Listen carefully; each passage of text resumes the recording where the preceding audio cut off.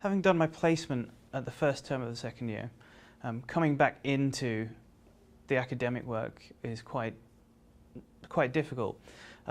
It's really, there's a lot more pressure because you suddenly realise, now this year actually counts.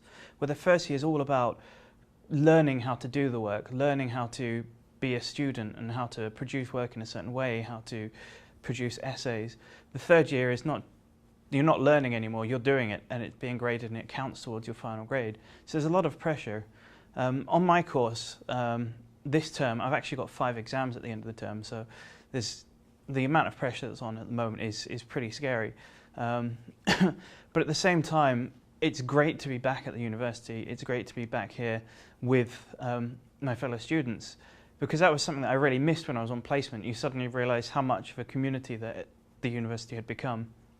And getting back here, being in the classes with the other students and doing some more learning, I actually, strangely enough, missed the classes, because although I was having a great time on the placement, there was a part of me that was just dying to get back into learning more things about the course that I've chosen.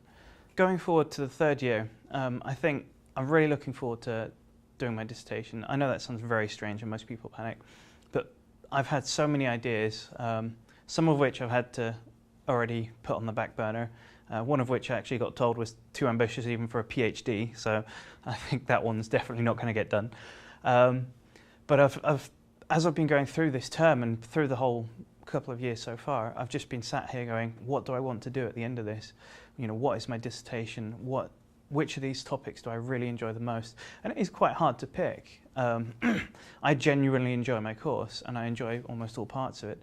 So actually picking out one thing to say, that's what I want to do my dissertation on is tricky, which is why I end up with these massive ideas that will take years and years to do.